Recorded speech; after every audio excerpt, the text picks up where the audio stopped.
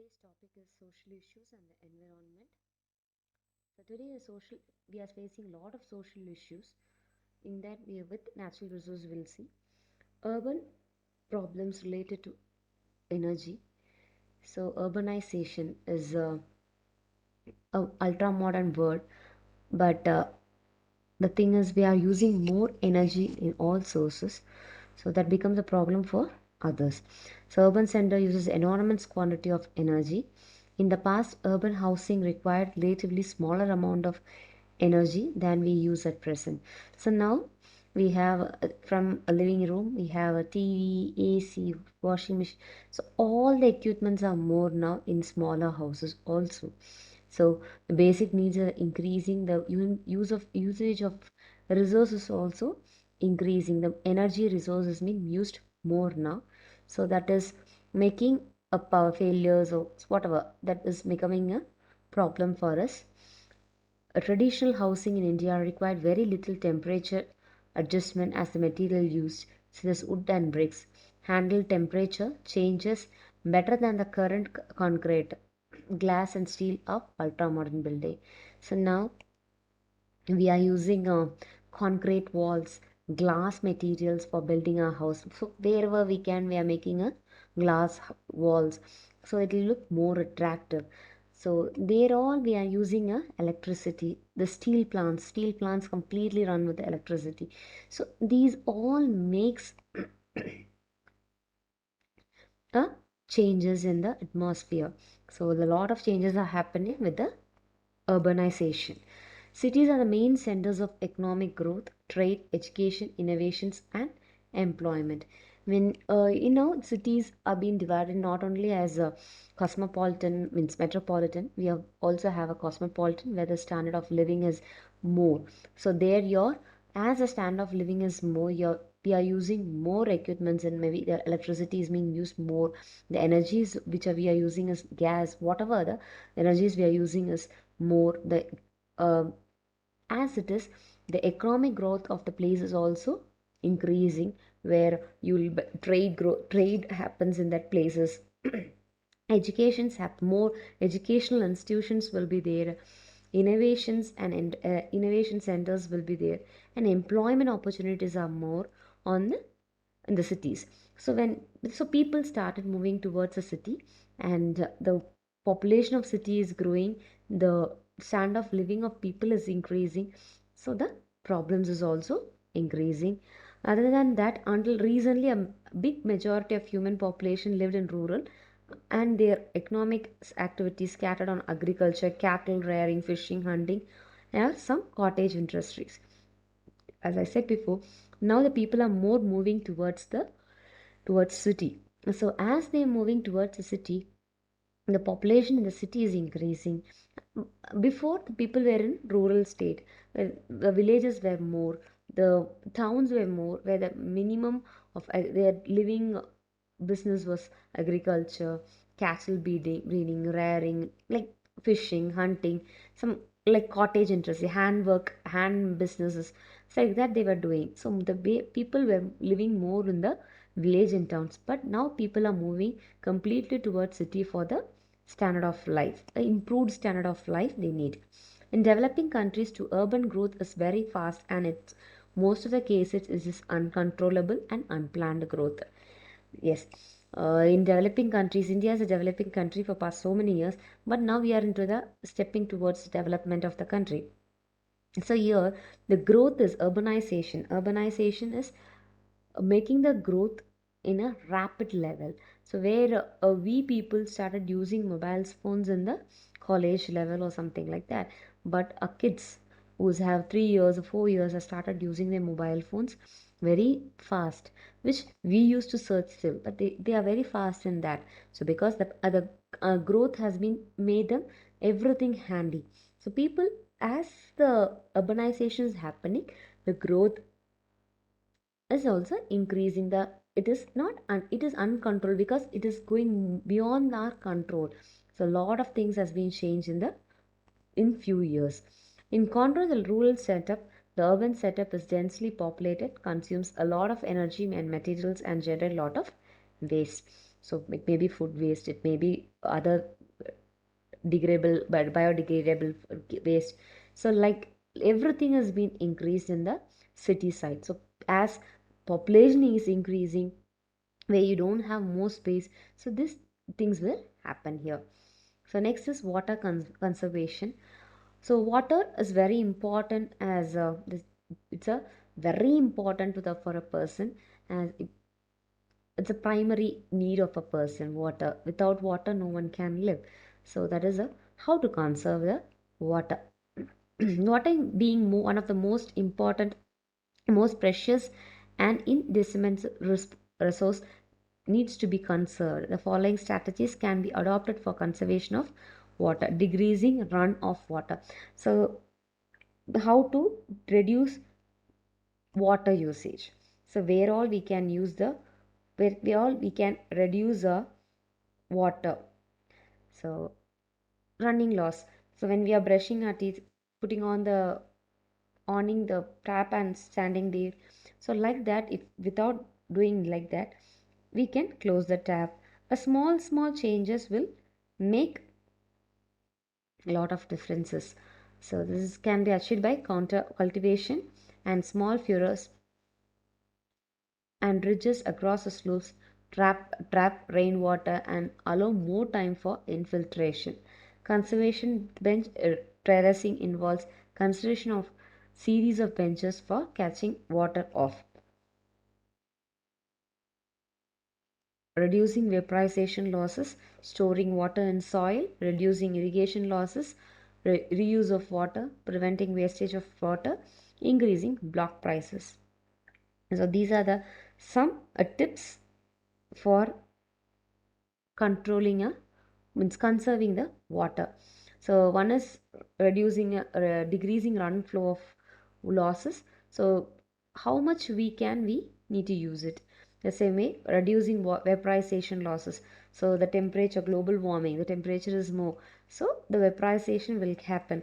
So if you grow more plants, more trees, so there the vaporization will be reduced. Storing water in soil, so again ponds, lakes, that should be more. Reducing irrigation loss, where we are taking towards the fields and agricultural fields. There how we can for allow the how to prevent the water saving, reuse of water. Now we have a system like reusing, means recycling of water or filtration of water. So the waste water can be refiltered and reused. So in that methods can be used. Prevention wasting of water, very important thing. Every day we use it while taking bath, while brushing our teeth, while hand wash. So all these places we'll open the tap and we'll be doing our works. The water may go out of the buckets, the water may go out, fill the sink and all these things. So that can be reduced. Reducing block pricing. So how to reduce the pricing. So these all things have to be taken into consideration. Other than that, rainwater harvesting. So we all know about rainwater harvesting, which is very important, and it is a very old method which we forgot, and now we are again coming back with the same system. So rainwater harvesting is nothing but the collecting of rainwater in a proper manner. So we have some methods and all these things to prevent that. So rainwater harvesting is nothing a collection of storage of rainwater that runs off from rooftops, parks, roads, open grounds, like that. Wherever the water is being stagnated, from there we have to collect it. When if it rains on your home, the rooftop, it may come down basically. So that can be, excuse me, that can be used in different ways. Can be collected in some particular things. So here what is the use to reduce rainwater harvest, to reduce runoff loss, to avoid flooding of roads, to meet the increasing demand of water, to raise the water table by recharging groundwater. So if you do rainwater harvesting, the runoff loss, so we might be seeing the rainwater will be wasting from a house, that completely the water will be filled, waste water will be running off. So that can be reduced if you collect it to avoid flooding of roads. Now, recently, we always used to hear a flood stories of other states. So not only other states, in our states also we are having. So all these things happens because the rainwater comes to the roads. If you have a proper rainwater harvesting systems, so it will not happen. So here we like government is using a lakes, ponds, and all these things. We people can also make a small changes in our home where we can collect the rainwater to connect it to the well or a tank, something like that, or to the land. So this will increase. So this will meet the increasing. So when the summer comes, we all have, now we have a trend like putting a bow towards 4,000 feet down. So better than that, if you do the rainwater harvesting, the demand of water will means we will be reducing. We'll not you need to search for water. There will not be a scarcity of water in the summertime. To raise the water table by recharging groundwater. So when we are increasing the groundwater, we have to that will be increase your water table. So that will come towards the upper states. So these are the advantages of rainwater harvesting. So rainwater harvesting techniques. Traditional method. Traditionally, rainwater is collected from rooftops and stored in open storage bodies such as lakes, ponds, and tanks. So it was a very traditional method which was used before, so to collect the water from the rooftops. So it will be running water, so we will be collecting it and we will be sending to the lakes, ponds, wells. So it will be connected to the wells also in previous times. It is still practice in villages, so it's still they are using, the people are doing that. The rural areas that harvest rainwater is stored in groundwater tanks in Rajasthan. So okay, it is the rainwaters are harvested. The complete rainwater which is harvested will be sent to the groundwater tanks. So they will have a underground tanks which the rainwater will be stored for upcoming months. So that will help us to have water throughout the thing. So now the modern method. So these are traditional methods, the old methods which we followed. So now the new method is the two main techniques of rainwater harvesting. So we have two techniques.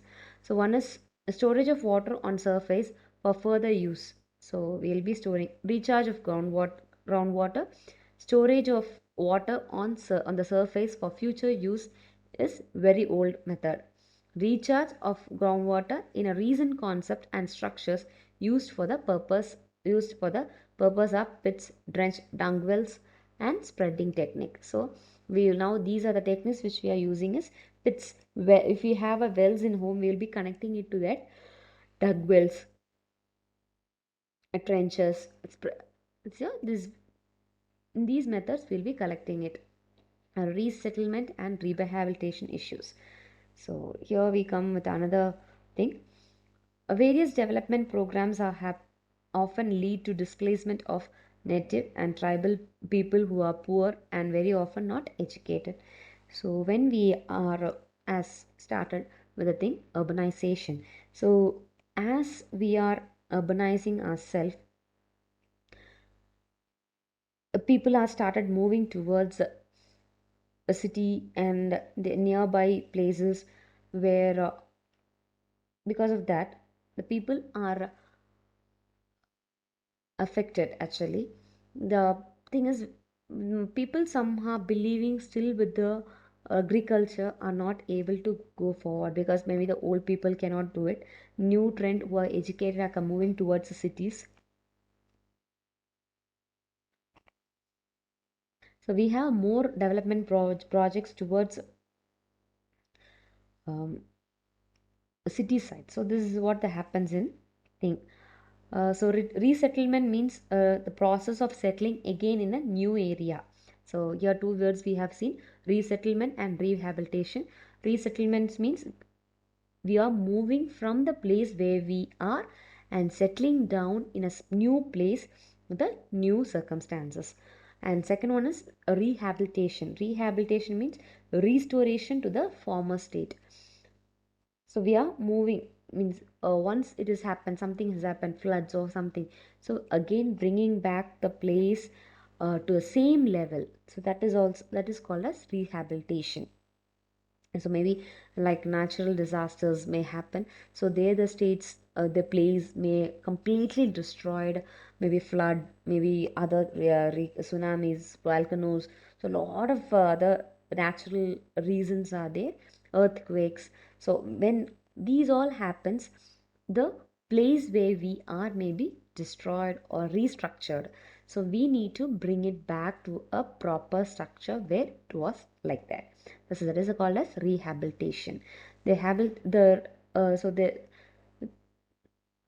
so this is the rehabilitation, and issues regarding this is the rehabilitation is a major social economic issue. So here it's a economy socio economic issue where we need to where people might have lost a lot of their economic wealth and all these things. So together we need to make a arrangement. Problems and concerns, displacement problems due to dams. The big river valley projects I have of one of the most serious socio-economic impacts due to large-scale displacement of local people from their ancestral home and loss of their traditional profession or occupation. So now recently we have problems with the river valleys, as there will be a dam issues, like maybe building it's just not strong, or the water flow is less, so all these makes the people to relocate from there, then from the traditional profession, traditional work what they were doing, they need to move out of their home for their livelihood. In India, due to big dam construction, more than 20 million people are estimated to have been directly or indirectly affected by these dams. So, when you're building a dam, the area people were living in that particular area may have to change their places. They need to move down from other place to move out to the other places. So, all these happens. So, nearly lot 20 million people have been lost their home and livelihood because of these new dams. So watershed management next is watershed is a geographic unit, a piece of land that collects, stores and release water. So it is like your dam, a river, lakes, ponds, something like that we can. So there is a watershed management. How we are managing? Are we really managing nowadays? No, I don't believe so, because lot of lakes has been closed, lots of ponds has been closed. Some temple now ponds been very rare to see, where we have only in temple only we have ponds. So other than that, we don't have ponds. Uh, Maybe in villages one or two may be there, but lakes is also reducing. The lake area has been reducing, because of that only the we are facing the flood issues. And so here a watershed is a geographic unit, a piece of land that collects, stores and releases water. Collected water comes from rain, snowmelt and fog. So water is being collected from three different ways. It may be from the rain, it may be from the snowmelt, or from because of fog. The water is stored in lakes, ponds, subsurfaces, soil, etc. So as we said before, so it has been stored in lakes, ponds and subsurface soil. So it'll be a muddy surface soil. The stored water is released through rivers, streams and groundwater flow. So when we are putting bore or when we are digging the well, we'll get a water. So that is because of, we'll say groundwater. So that is because of these lakes and ponds and local surfaces.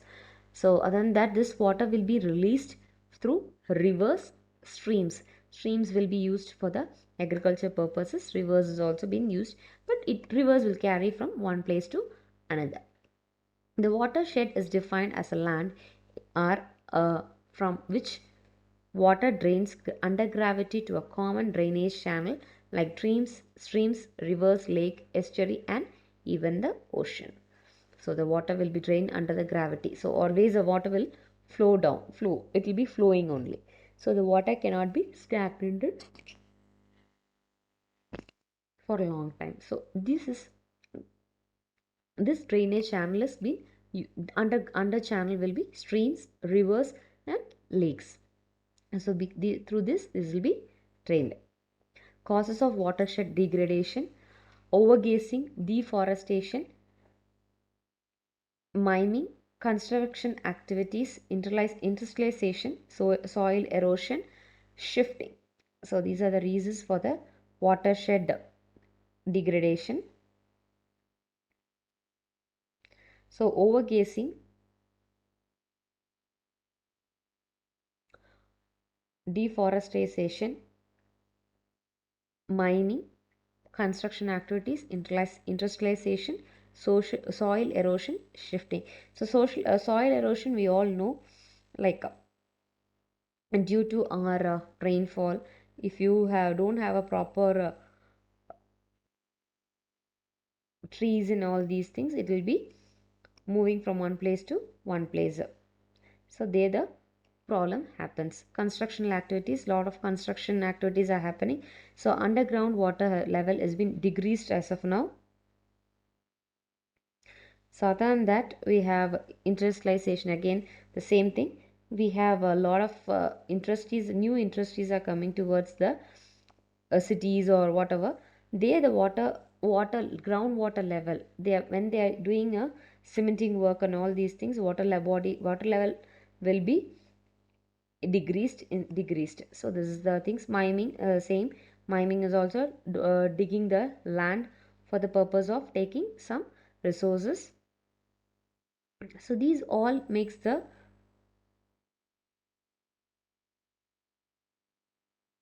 watershed degradation. The next is cultivation watershed.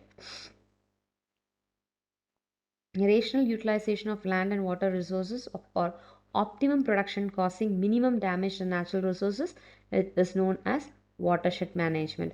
So without wasting the groundwater level, how to do the cultivation or other activities in with the water. So that is what we are watershed management, where ponds, the rainwater will be collected in ponds, lakes, the rainwater will be collected in the ponds. So this will happen so that the natural water from the ground level will not get any damage. So that is a then will be this water can be used for the cultivational purpose also. Objectives of watershed management. So this why this watershed management is being done: to promote sustainable economic development through optimum use of land, water, and vegetation; to restore ecological balance through sustainable development of natural resources; minimizing soil erosion, and moisturizing retention. So when you don't have water in the sand or soil, the soil becomes dry. So there the moisturization will be going and the fertility of the sand will die.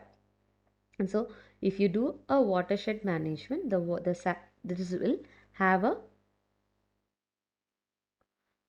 this moisturization will be retained in the soil.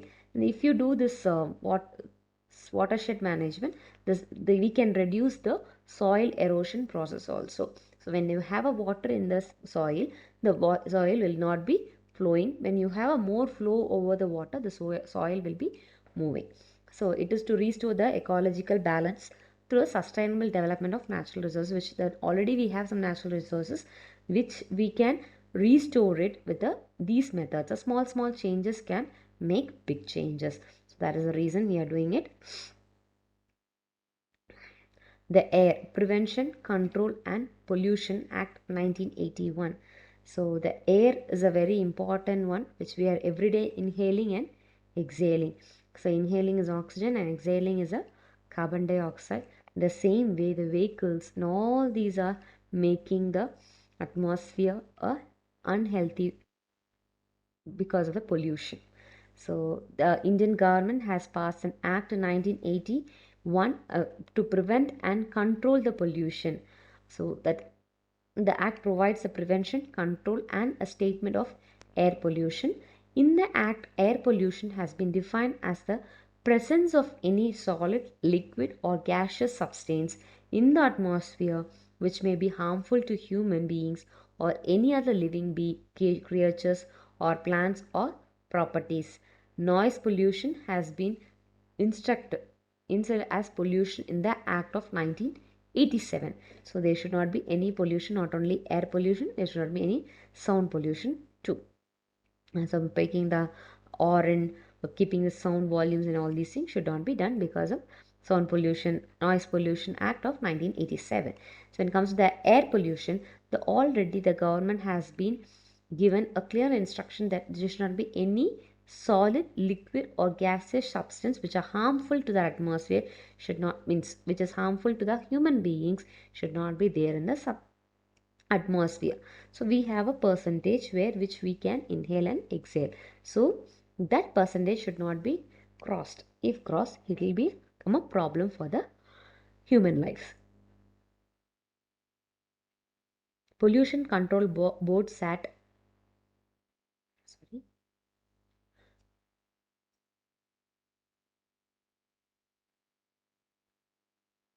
Pollution Control Board sat the central state the central and or state level have an regulatory activity authority.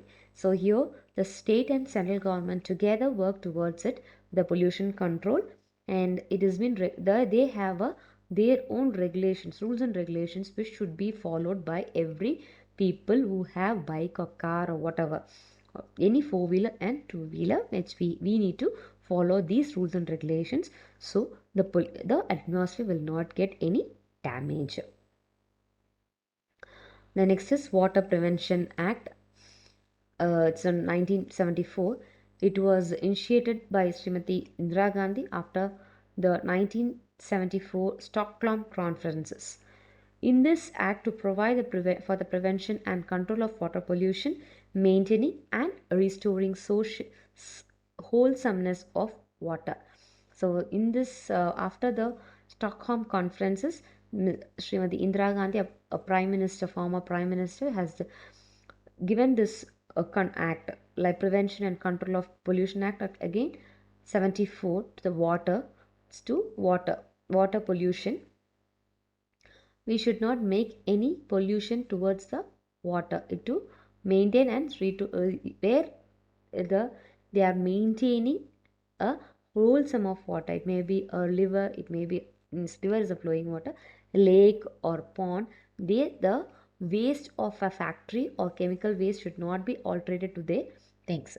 Water pollution is defined as any alteration in physical, chemical or biological characteristics of water make it unsuitable or designated use in its natural state. So it should not be a pollution is, it may be any alteration other than the water, the natural water. If any alteration is made, it may be physical colors, it may be chemicals, it may be biological characteristics changes, means then it comes under the water pollution. Provides the maintenance and restoration of water.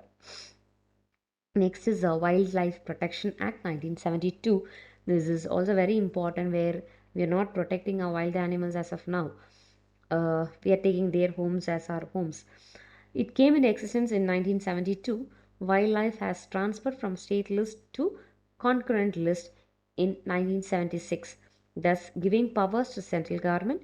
The Indian Board of Wildlife (IBWL) actively took up the task of setting up national parks and wildlife sanctuaries.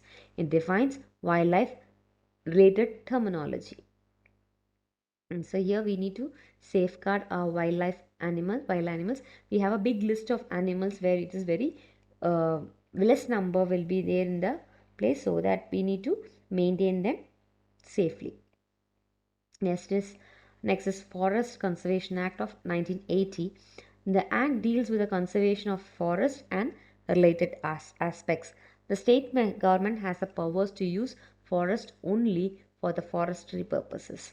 If it wants to use it in any other way, it has to take prior approval from central government. So all the forest region is being admitted by national central government, and they have a private level of powers to the means a half powers has been shifted to the state governments.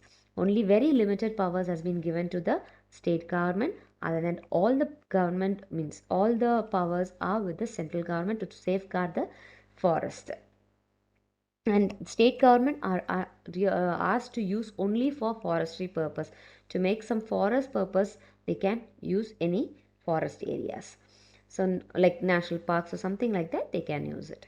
Non-forest activities including miming, replacing some naturally grown trees with economically important trees, clearing forest for cultivation. So forestry purpose, non-forest purpose is mining, cutting down the trees or taking the uh, natural resources, because we have sandalwood. Other than that, a lot of very costly redwood and all these costly woods are there in the forest. So where they should be protected by the state government and central government, they should not take it in granted. So next is issues involved in enforcement and environmental educations. So in enforcement is a with a law. Enforcement is a law which we mean the issues involving in enforcement and environmental session. So here enforcement, what are the basic issues comes when we are enforcing a law in the environmental compliances. So the precautionary principle. So the three things is precautionary principle, the polluter pays principle, freedom of information. So we have a right of information. So that is what comes here.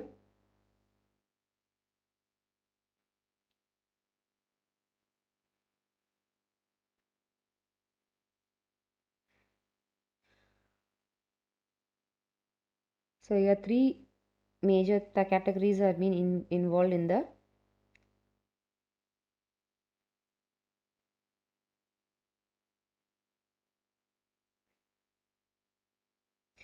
Some of the important issues involved in the enforcement of environmental legislation is the precautionary, the polluter pays principle, freedom. So this the environmental issue India looks gloomy despite so many legislations and acts are not enforced. The rivers and lakes continue to be choked with industrial waste and sewages. The air in many cities in India is heavily polluted. Deforestation takes place quite normally. So these things are happening in the.